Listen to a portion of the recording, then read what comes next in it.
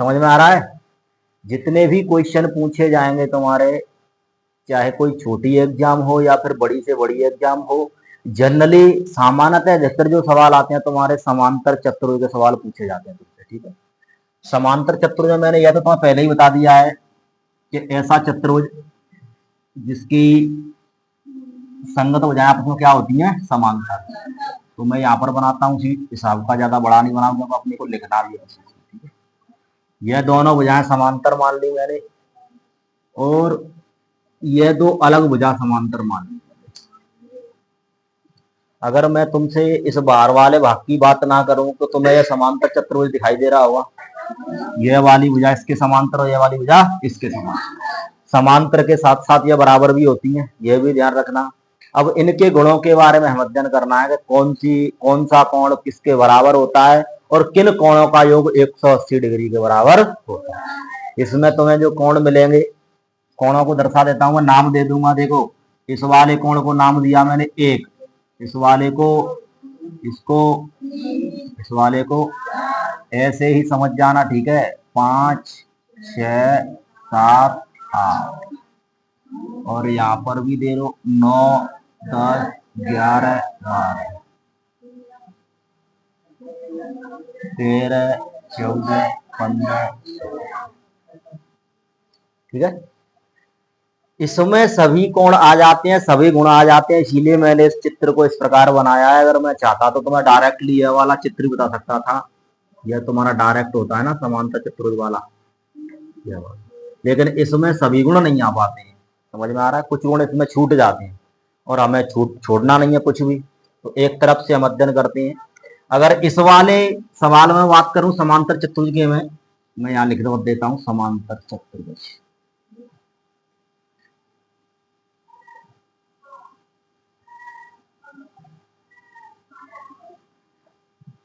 देखो, इस वाले में अगर मैं कहूं कि यह वाला कोण इस वाले कोण का सम्मुख कोण होता है, और अगर नहीं समझ में आए तो यह समझ लेना कि जो जिस कोण के सामने है, जस्ट सामने, उसको ही कहते हैं सम्मुख कोण। यानी इस वाले कोण का जो मुंह है इस वाले कोण के मुंह के सामने है, इसीलिए इसका नाम रखा गया है सम्मुख कोण। इसके आधार पर बताओ इसमें सम्मुख कोण कौन कौन से हो जाएंगे।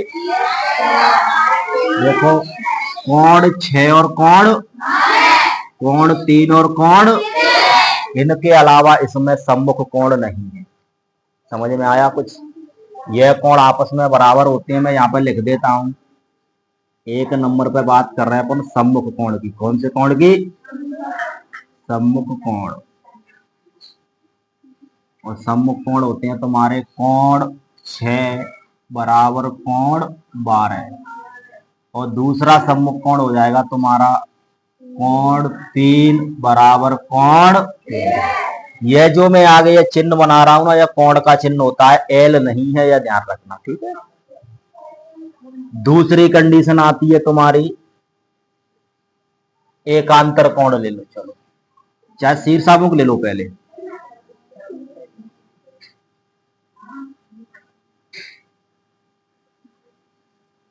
और इन्हीं का एक और नाम होता है अभिलाक्षणिक।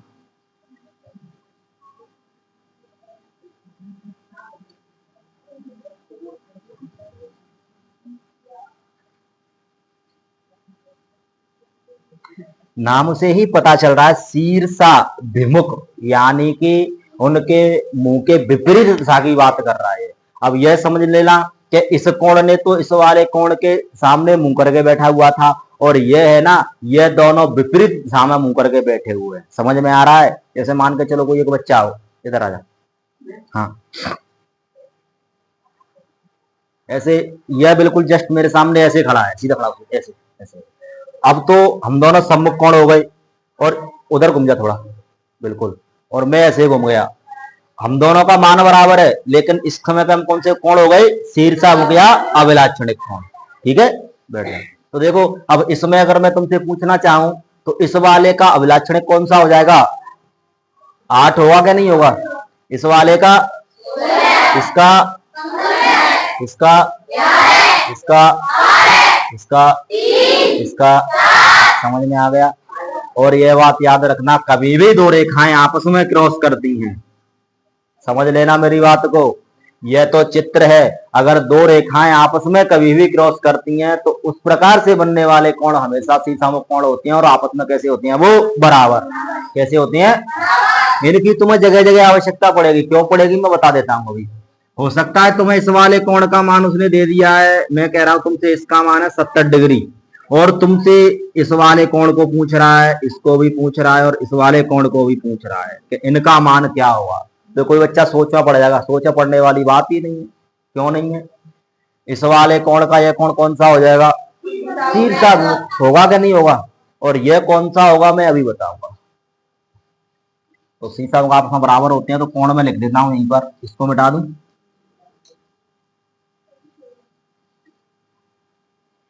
कोण 1 बराबर होगा कोण 3 के, और कोण 2 बराबर होगा कोण 4 के, और कोण 9 बराबर होगा कोण 10 के, और कोण 11, और कोण 10 बराबर होगा कोण 12 के। और कारण लिख दिया है मैंने पहले ही, कौन से कोण है, शीर्षामुख या अभिलाक्षणिक। काफी सारे कोण है, इतने ही दर्शा दिए, तुम समझ जाना, ठीक है। तीसरे नंबर पर कोण आता है आपका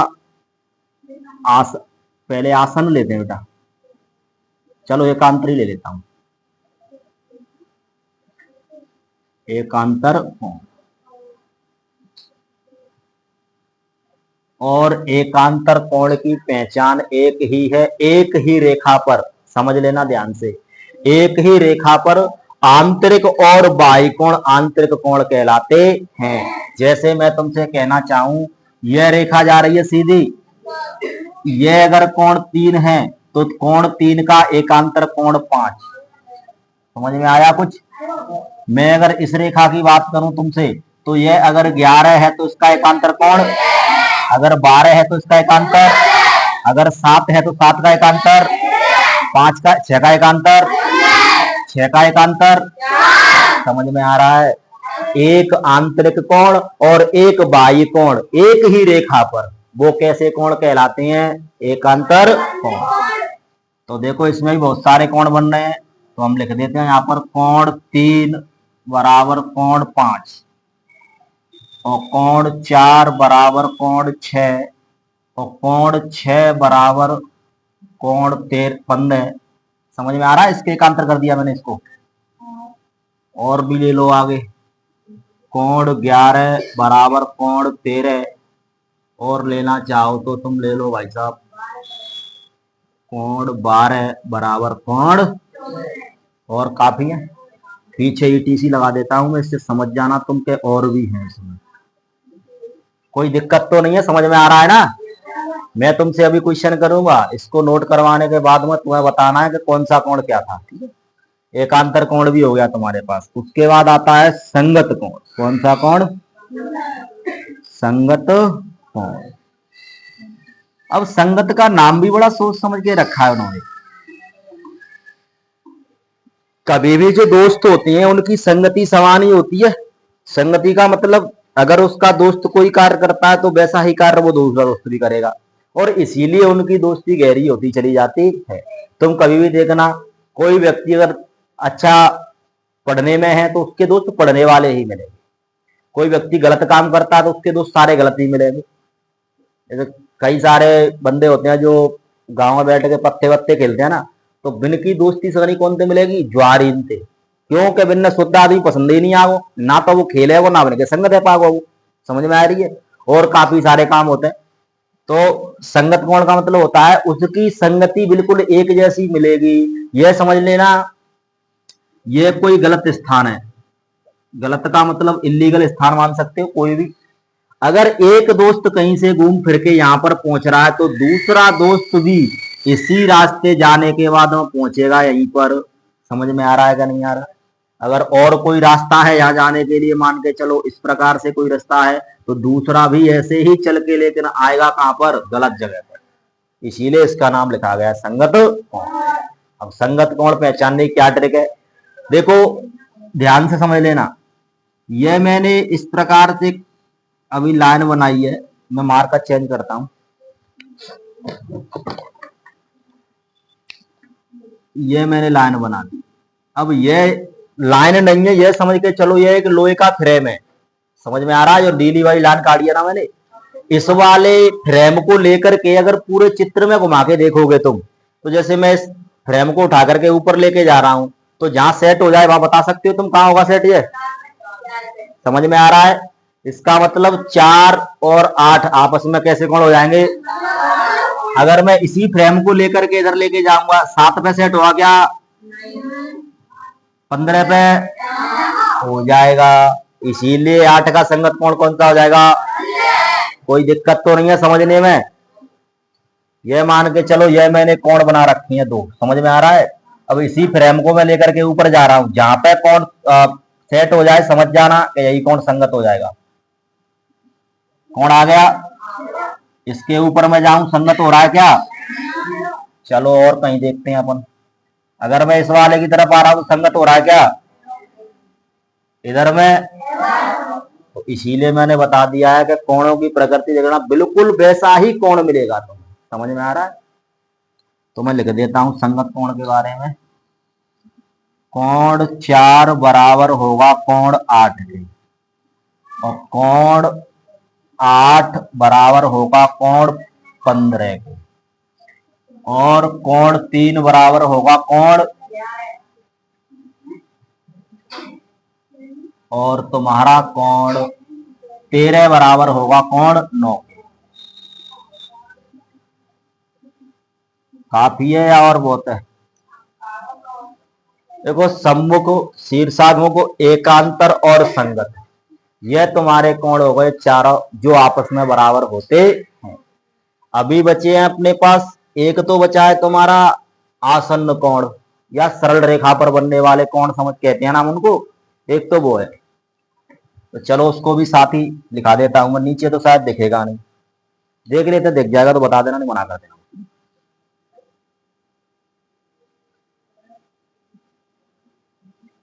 आसन्न कोण,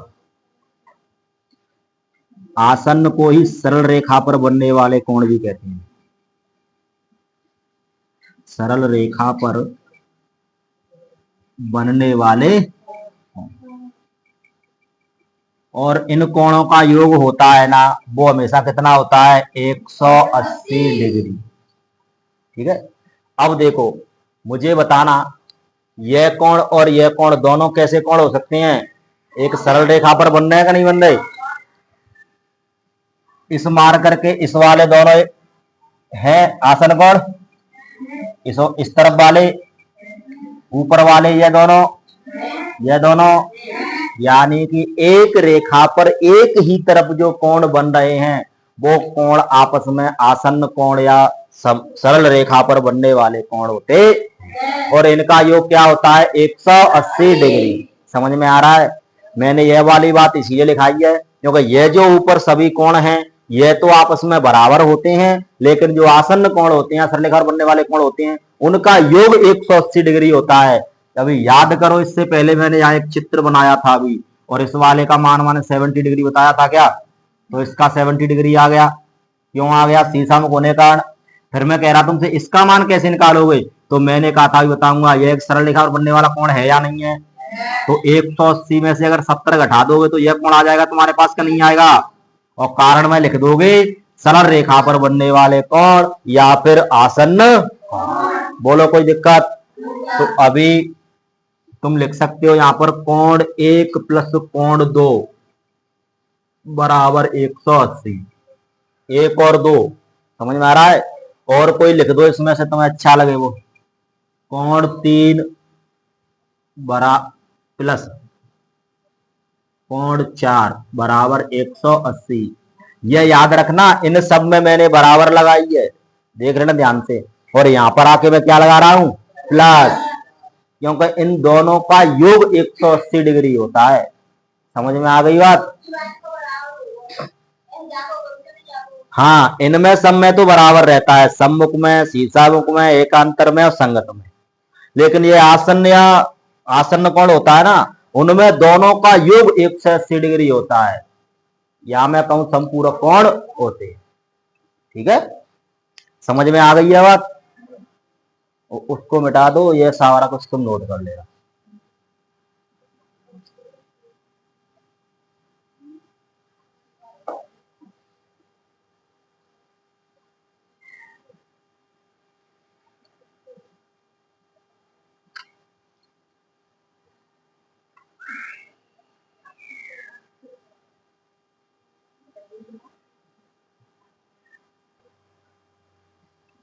देखो अभी एक और है तुम्हारा जिसमें 180 डिग्री मान होगा, उसको भी लिख लो साथ में, इधर लिख देता हूं नंबर 6 डाल के।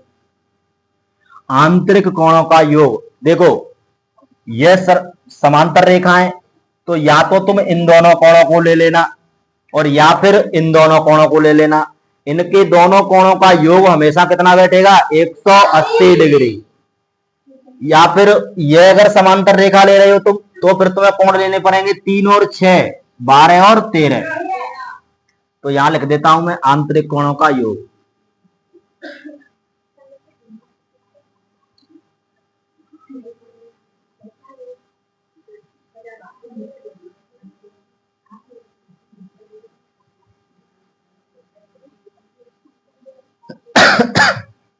एक सौ अस्सी डिग्री। अब आंतरिक कोण डाल दो, कोण 3 प्लस कोण 4 बराबर 180 डिग्री। या फिर कोण 12 प्लस कोण 13 बराबर 180 डिग्री। या फिर कोण 3 प्लस कोण 12 बराबर 180 डिग्री। और कोण 6 प्लस कोण 13 बराबर 180 डिग्री। और यहाँ पर तुम्हारे जितने भी गुण थे वो सभी यहाँ पर कंप्लीट होते हैं। पहले इनको नोट करो, उसके बाद मैं तुम्हें दोबारा से समझा दूंगा एक बार, ठीक है।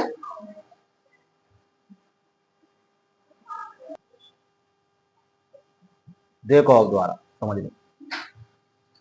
सम्मुख कोण मैंने तो पहचान बताई थी कि कोण के सामने वाला कोण। अब इसमें इसके सामने वाला कोण यह है। अगर मैं इस चित्र में तुमसे कहूंगा इसके सामने वाला कोण कौन है, तो कोई नहीं है फिलहाल। तो समझ में आ रहा है। अब पता नहीं कैसे क्या बनेगा क्या नहीं बनेगा, उससे हमें कोई लेना देना नहीं है। लेकिन फिलहाल अगर मैं तुमसे पूछता हूं तो इसका कोई भी सम्मुख कोण नहीं होगा। सम्मुख कोण का मतलब मैंने बता दिया है कि अगर कोई कोण जस्ट उसके सामने वाला यानी उसका मुंह कोण का और दूसरे वाले कोण का मुंह एक दूसरे के सामने है, तो समझ जाना कि सम्मुख कोण होगा। और अगर नहीं है तो नहीं होगा। उसके बाद शीर्षाभिमुख। सम्मुख का जस्ट उल्टा होता है। इसमें तो मुंह के सामने मुंह है और इसमें जस्ट उल्टा है मुंह। समझ में आ रहा है। यह समझ लो कि यह पीठ लगा के बैठे हुए हैं, पीठ से पीठ लगा के। समझ में आ रहा है। जैसे यह वाला कोण इसके देखो, इसका मुंह तो इधर गया और इस वाले का इधर आ गया। 13 वाले की बात करूं तो 16 के शीर्षाभिमुख हो जाएगा। 15 वाला 14 के, 11, 9 के, 10, 12 के। उसके बाद एकांतर। और एकांतर की पहचान बताई थी मैंने कि एक ही रेखा पर, समझ में आ रहा है, या एक ही भुजा पर एक आंतरिक कोण और एक बाह्य कोण। क्या बेटा?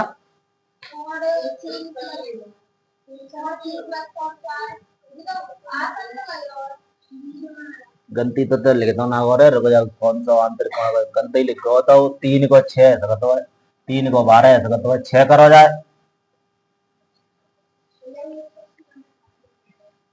देखो जहां को 6 हो वो 3 को 6 सही है, 3 को 12 सही है, 12 को 13 सही है, 6 को 13 सही है। 6 ही हो जाएगा पे वो 4 लिख गई है, मैंने सोची 4 जहां है, ठीक है। 18 ही है वो। अरे इतनी बड़ी गड़बड़ है। चलो अब आ जाओ जा एकांतर कोण वाले पे, ठीक है। एकांतर कोण में मैंने तो बताई है कि जो भुजा होती है ना, भुजा एक ही भुजा पर एक तो अंदर वाला कोण और एक बाहर वाला कोण, या फिर ये बाहर वाला ये अंदर वाला। अब ये पता नहीं हमें कौन सा बाहर कौन सा अंदर है, तो देखो ये बाहर वाला ले लिया तो ये अंदर वाला हो जाएगा, इसका यह एकांतर है। 3 का 5। अभी तुम बोल सकते हो समझ में आ गया है तो 2 का एकांतर कौन सा हो जाएगा? और 11 का, 15 का, 7 का, 5 का, 4 का। सभी की समझ में आ गया। उसके बाद बात करता हूं मैं संगत कोण की। और संगत के लिए मैंने बता दिया था कि जैसी संगति यानी जैसी प्रकृति उस वाले कोण की दिखाई दे रही है, बिल्कुल वैसी ही प्रकृति दूसरे की दिखाई देती है, तो वो आपस में कैसे होती हैं? संगत कोण होते हैं।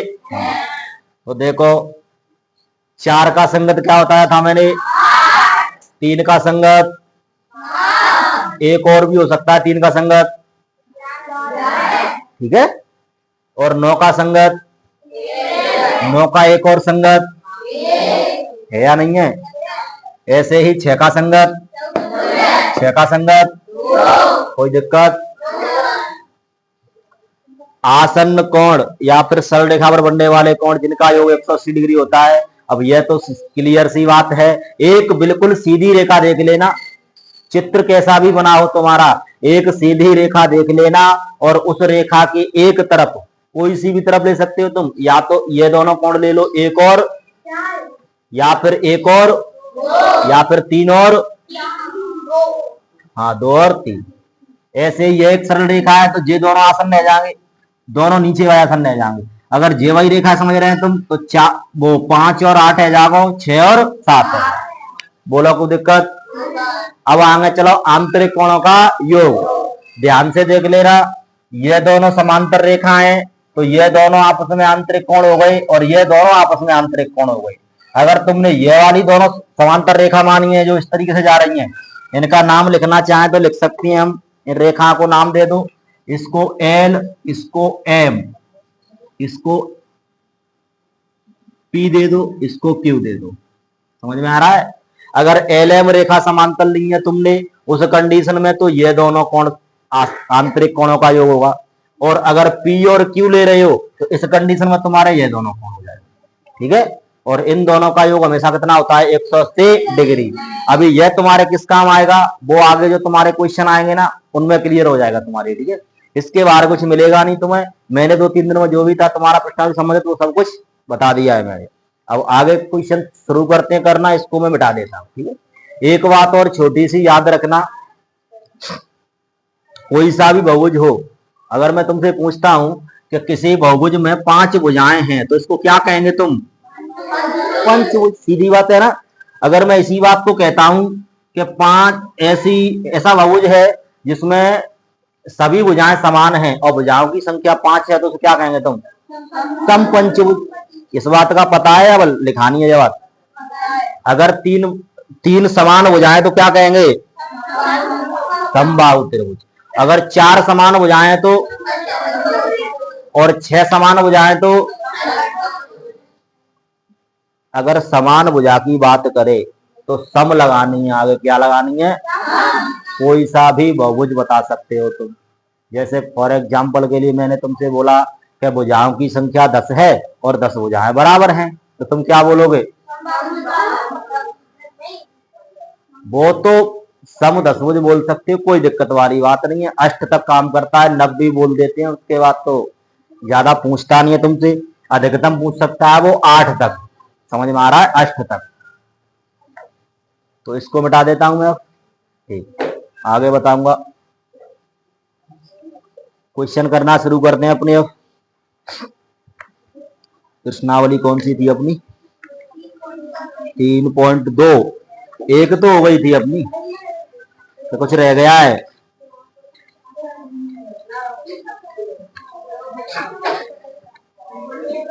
आवाज नहीं भाइयों।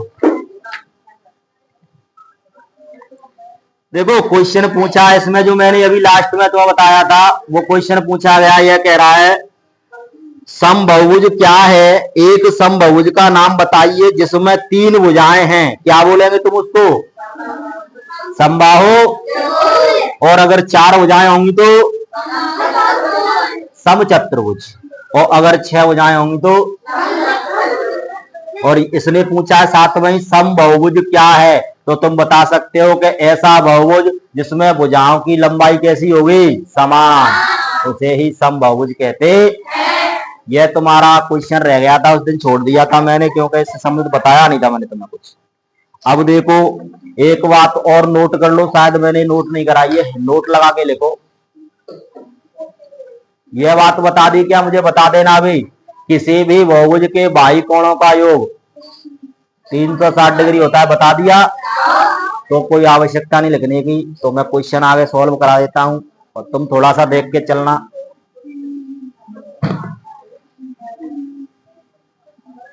आवाज नहीं बेटा।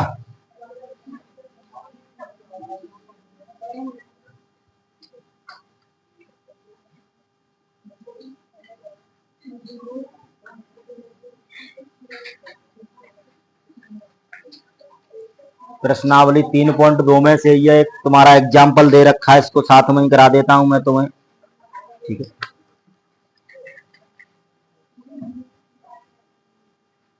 Example first.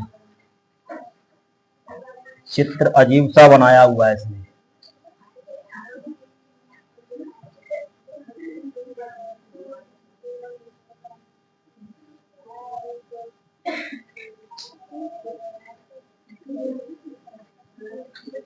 यह कोण है 50 डिग्री का और यह कोण है 90 डिग्री का, और यह वाला कोण तुम्हें ज्ञात करना है, और यह कोण दिया है उसने 110 डिग्री का। तो देखो इसमें x का मान ज्ञात करना है। किसका मान ज्ञात करना है? x का मान। सबसे पहले सही बच्चे ध्यान देंगे, मैं तुम्हें समझाने की कोशिश करता हूं। मुझे यह बताओ पहले तो यह कौन सा बहुभुज है? चतुर्भुज। कौन सा है? अब मुझे दूसरी बात यह और बता दो साथ ही साथ कि इसके आंतरिक कोण दिए हैं तुम्हें या बाह्य कोण? तो मुझे बताओ, मैंने तुमसे एक बात बताई थी कि कोई सा भी बहुभुज हो उसके बाह्य कोणों का योग कितना होता है? क्वेश्चन सॉल्व होगा ऐसी बात पर।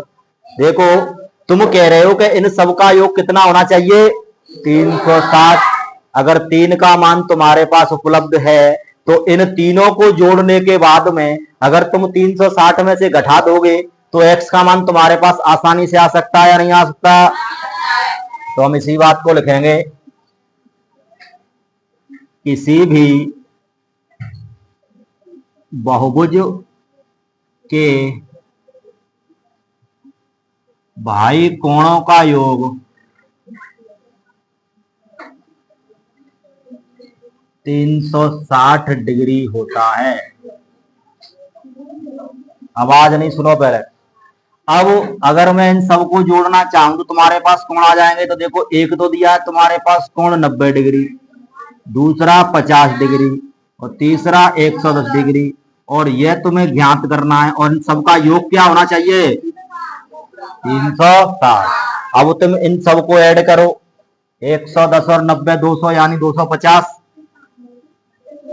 प्लस x बराबर 360। कोई बोलेगा नहीं। अगर मैं इस 250 को इधर से उधर लेके जाऊंगा किसका हो जाएगा? माइनस का। तो 360 माइनस 250, और इसमें से इसको घटा दूंगा, क्या बचेगा? तो कोण x की वैल्यू क्या आ गई? बोलो, कोई दिक्कत? समझ में आया कि नहीं आया? अगर यहां पर त्रिभुज होता तो सिर्फ 3 कोणों को जोड़ते अपन, अगर चतुर्भुज है तो 4 जोड़ दिए, पंचभुज होता तो 5 कोण जुड़ते। इसमें समझ में आ रहा है? यह मत समझ लेना कि 4 कोणों को जोड़ेंगे हम। कोण कोई से भी हो, कोई सा भी बहुभुज हो, अगर बाह्य कोणों की बात करता है तो हमेशा उनका योग क्या आएगा? 360 डिग्री। दूसरी कंडीशन, कभी कभी वो इस मान को नहीं देगा तुम्हें, सिर्फ इस चिन्ह को दे देगा।